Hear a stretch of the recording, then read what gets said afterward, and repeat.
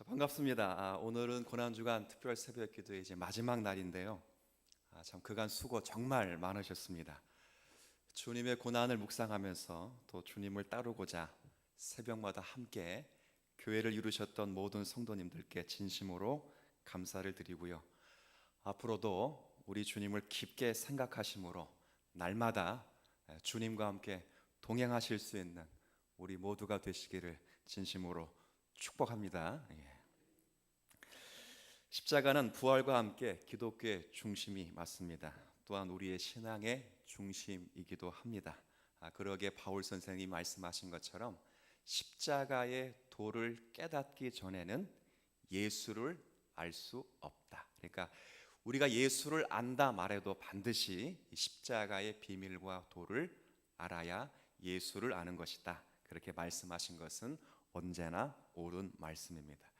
예수님의 죽으심 그리고 예수님의 다시 사심은 그만큼 의미가 있는 것이며 기독교와 우리의 신앙의 정점이며 중심이라는 것을 다시 한번 하실 수 있는 이 아침이 되었으면 좋겠습니다.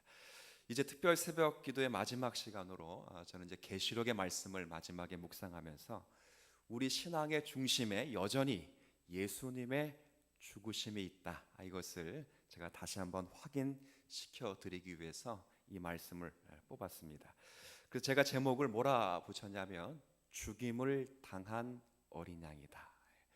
요한계시록에요 반복되는 용어가 참 많이 나옵니다. 근데 그 많은 반복되는 용어 가운데 정말 많이 반복되는 용어가 어린 양입니다. 어린 양. 나중에 여러분들이 이렇게 쭉 요한계시록을 한 번에 보실 수 있는 기회가 있으면 어린 양에게 한번 이렇게 체크를 해보시면 제가 체크해 본 결과 체크는 안 했습니다. 이게 좀 잘 돼 있어 가지고 27번의 어린 양이 반복되어 있습니다. 강조하고 있다 그 말이죠. 근데 이 어린 양 앞에 수식어가 붙을 때는 항상 어떤 수식어가 붙냐면 죽임을 당하신 어린 양이다 이렇게 되어 있어요. 근데 그 앞에 또 수식어가 붙으면 어떤 수식어가 붙으냐면 일찍 죽임을 당한 어린 양이다. 한 번만 고백해 볼까요? 시작. 그냥 어린 양이 아니라 앞에 무슨 수식어가 붙었어요? 죽임을 당한. 근데 그 앞에 또 그것도 일찍 죽임을 당한 어린 양이다.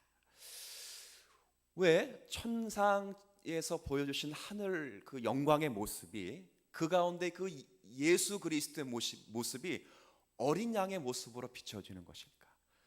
부활 승천하시고 하늘의 영광을 가지신 그 어미하시고 능력 있으시고 권세 있으신 영광의 모습으로 두렵고 무서운 모습으로 충분히 만왕의 왕의 모습으로 보이실 수도 있는데 왜 요한계시록은 특별히 예수 그리스도 관계에서 어린 양, 그것도 죽임을 당한 어린 양, 그러니까 피 묻은 어린 양, 힘이 없는 어린 양, 초라해 버린 어린 양, 그 어린 양을 요한계시록은 반복적으로 우리에게 보여주고 있을까? 이것이 오늘 핵심의 내용입니다.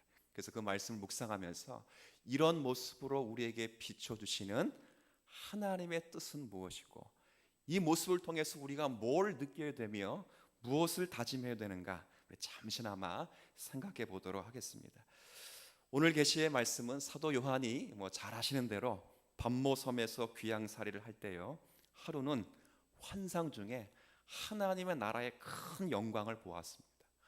하나님께서 보좌에 앉아 계시는 그 찬란한 옛날로 말하면 어전이겠죠. 그 어전이 그의 눈앞에 쫙 펼쳐진 거예요.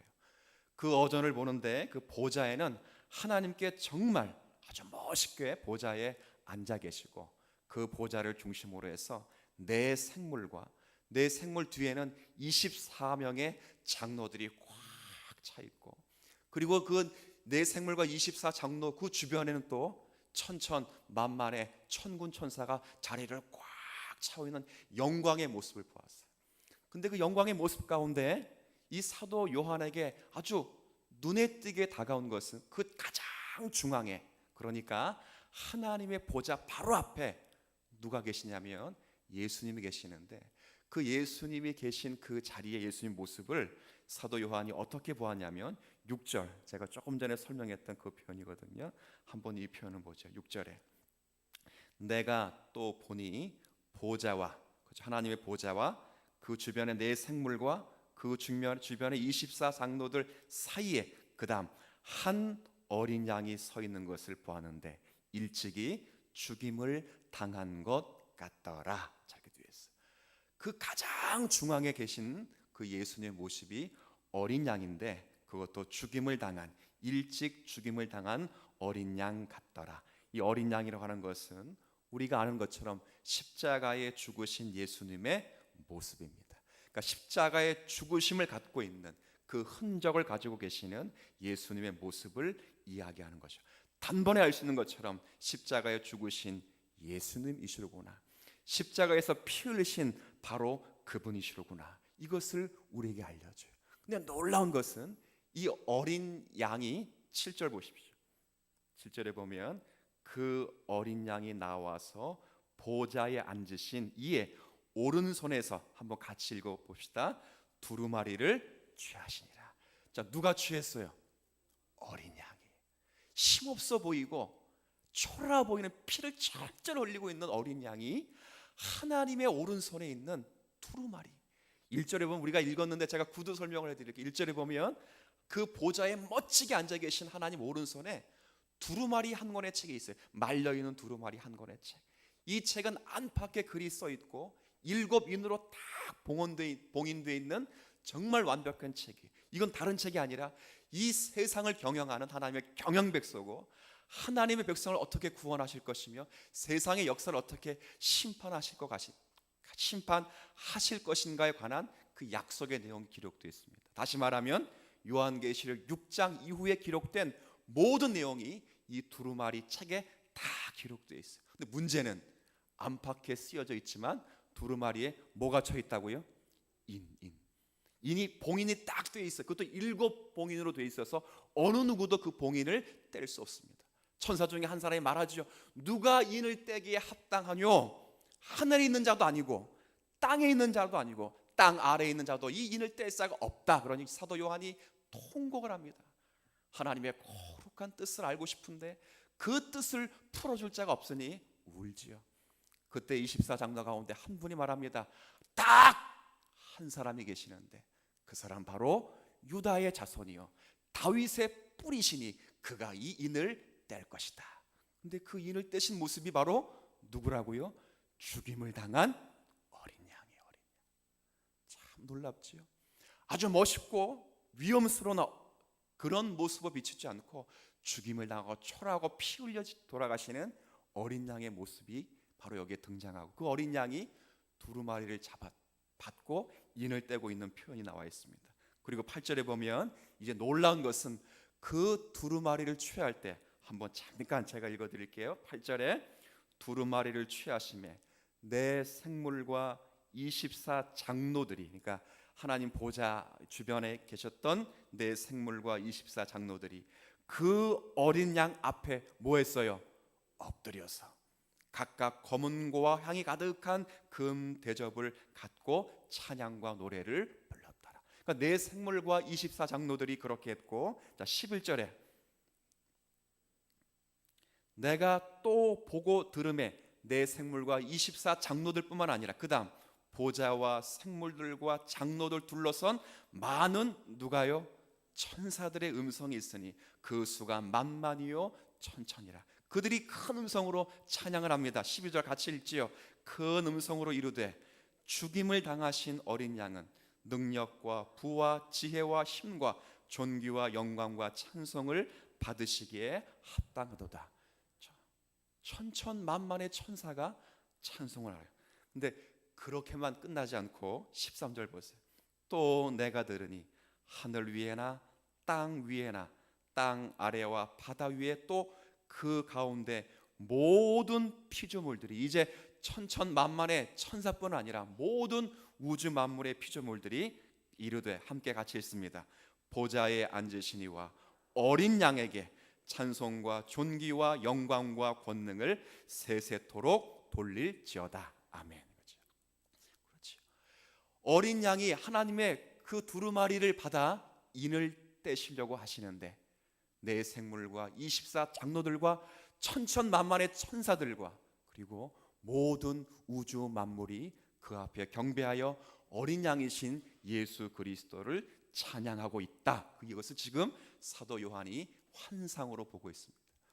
오늘 우리가 잠시 생각할 것은 이런 경배를 받으시는 예수님을 특별히 죽임을 당하신 어린 양이라 이렇게 표현하는 말로 우리에게 말하고 싶은 이야기가 뭘까? 그것이요. 그건 다른 것이 아닙니다.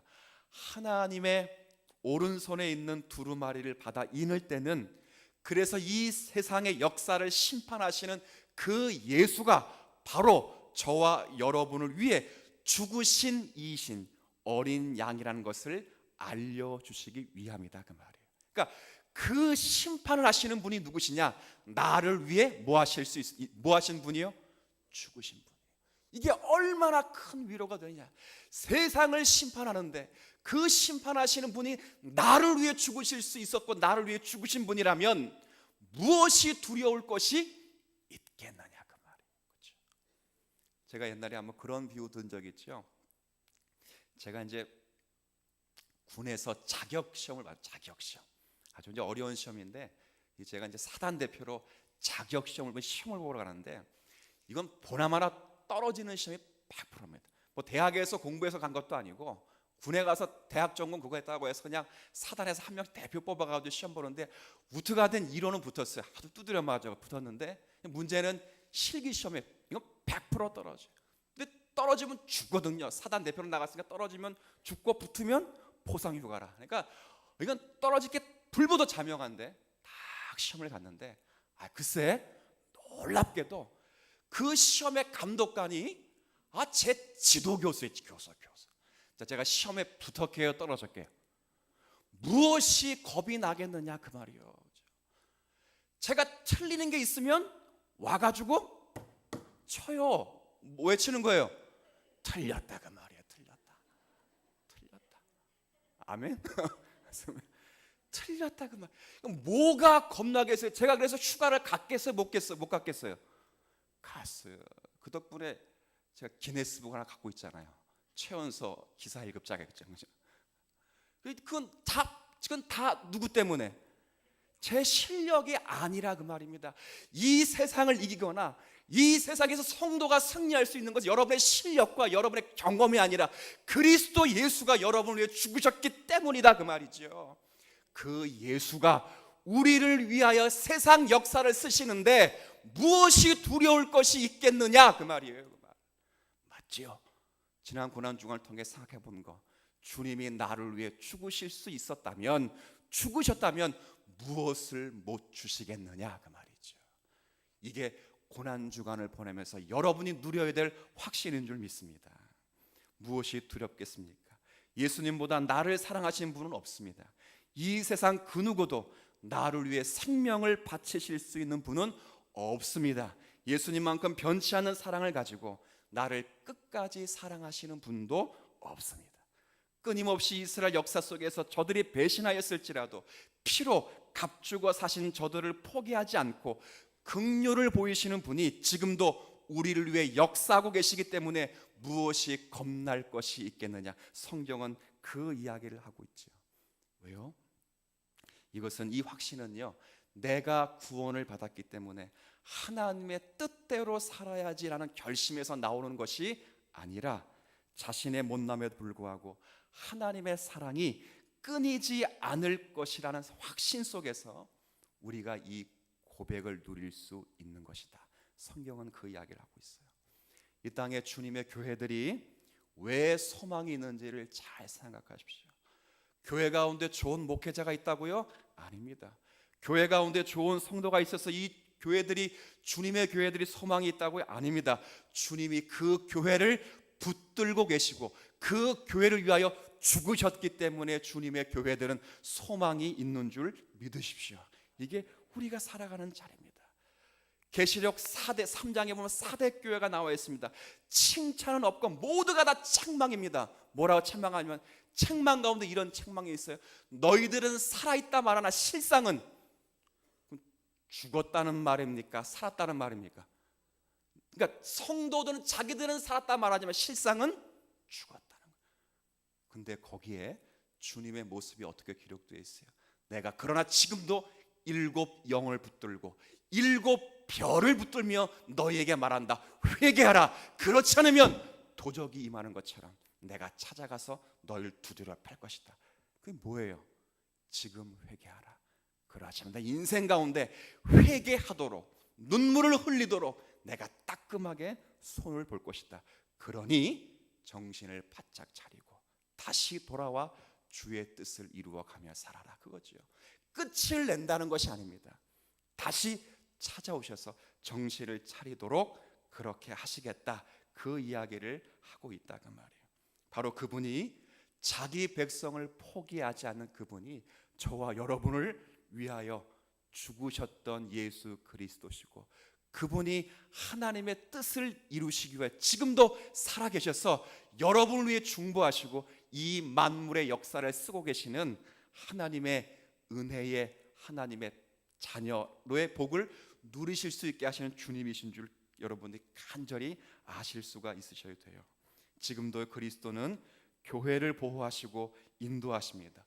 얼마나 끔찍하게 사랑하시고 보호하시냐면, 교회를 부를 때 우리 이제 앞으로 요한계시록 강의하고 있는데 19장부터 집중적으로 읽어나가겠지만, 교회를 부를 때 뭐라고 부르냐면 신부라고 부릅니다. 신부. 제가 보면서 늘 감사한 것은, 제가 지난번 그랬죠. 아내라 부르지도 않고 마누라라 부르지도 않고 뭐라고 부른다고요? 이게 의미가 있습니다. 여러분, 결혼할 당시의 신부 신랑은 정말 그 당시 눈에는 이미 뭐가 씌워져 있어요? 콩깍지가 씌워져 있어요. 세상에서 가장 이쁜 사람 그러면 신랑은 누굴 꼽아요? 신부. 그죠? 신부는 누굴 꼽아요?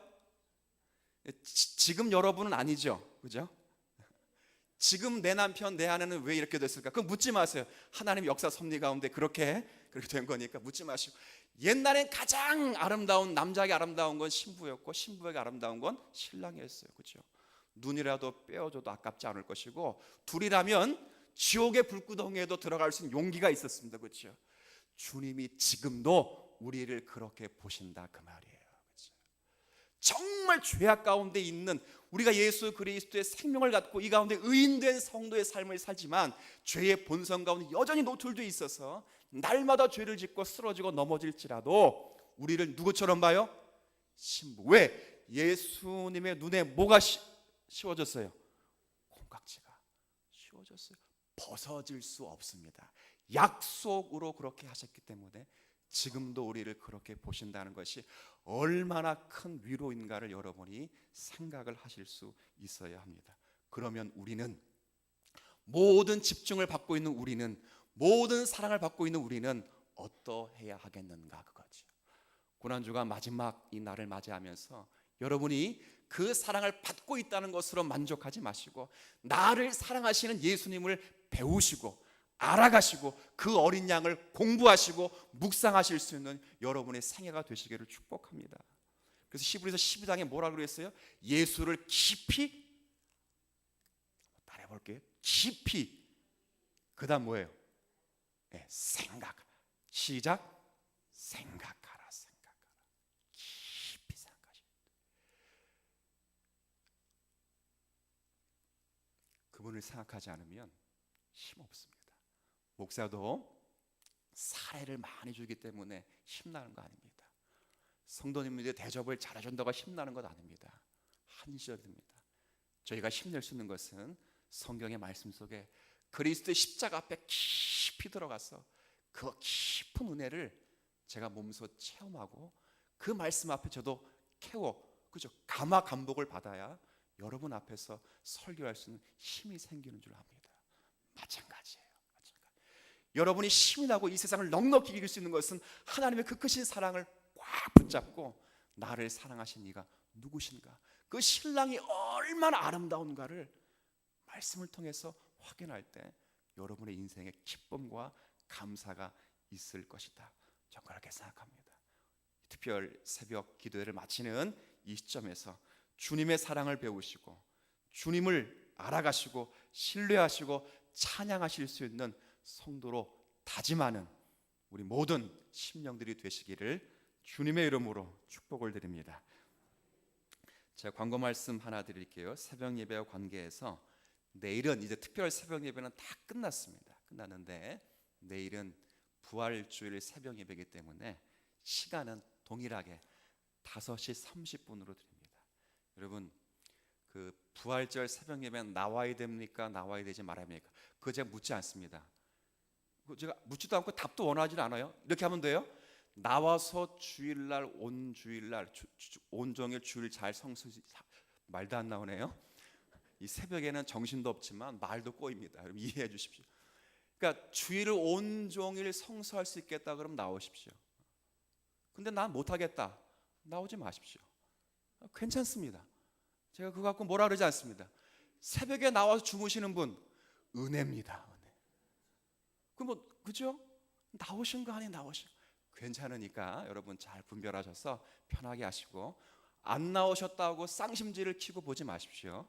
저도 그렇게 보지 않을 뿐더러 예수님도 그렇게 보지 않습니다. 그러니까 편하게 하시되 내일만큼은 5시 30분에 동일하게 이 자리에서 예배를 드리도록 하고요. 성도 동정 한 분만 더 소개하면 김성현 집사님의 아버님 그리고 고미순 권사님의 시아버지께서 어제 하나님의 부르심을 받아서 장례 예식을 기독교 예식으로 하기로 하셨습니다. 그런데 주일이 또 발인을 하는 날과 이게 딱 맞물려서 이렇게 월요일 날 발인을 하게 되는데 우리 교회장으로 하진 않아요. 그쪽 섬기셨던 교회장으로 하게 되었는데 우리 교회는 그래서 주일 날 가게 될 것 같습니다. 정확한 시간은 다시 공지해 드릴 테니까 여러분 위해서 기도해 주시고, 오늘 이 아침에 나라와 민족과 교회와 그 연약한 환우들과 성도들을 위해서 기도할 수 있는 시간이 되었으면 좋겠습니다. 제가 기도하겠습니다. 하나님 아버지, 고난주간 특별 새벽 기도회 마지막 날 저희들 인도하셔서 하나님 말씀 듣고 기도하게 하시니 감사합니다. 그리스도의 십자가와 부활하심은 기독교의 중심일 뿐만 아니라 우리의 신앙의 중심이어 됨을 또한 말씀을 통해 확인받고, 오늘도 계시록의 말씀을 통하여 찬양받으시고 역사의 중심 되시는 분이 우리를 위하여 죽으신 어린 양이심을 분명히 확인해 보았습니다. 그분이 세상의 역사를 주관하시기에 무엇이 두려울 것이 있겠느냐라고 말씀하시는 하나님의 지혜로운 음성을 가슴에 잘 새기면서 이 땅에 세상을 살면서 주눅들거나 넘어지고 쓰러지고 할지라도 낭망하거나 절망할 것이 아니라 반드시 일어나게 될 것을 기억하며 주님과 함께 승리하기에 부족함이 없는 심령으로 빚어져 가도록 은혜를 더하여 주옵소서. 교회가 희망이 있고 우리가 희망이 있는 것은 내가 예수를 믿기로 하고 결심하고 헌신한 노력의 결과 때문이 아니라 교회를 붙드시고 지금도 우리 가운데 역사하시는 그 주님이 나를 위해 죽으실 수 있는 주님, 나를 위해 죽으셨던 주님, 나를 위해 지금도 중보하시는 주님이시기 때문에 희망이 있는 줄 알고 모든 생애 주님에게만 소망을 거며 남은 생애를 살아가는 성도들이 되도록 은혜를 더하여 주옵소서. 이 시간 이제 입술을 열어 기도합니다. 간구하는 종들을 위로하시고 모든 간구마다 하나님의 역사가 신실하게 이루어지도록 은총을 덧입혀 주옵소서. 예수님의 이름으로 기도 올립니다.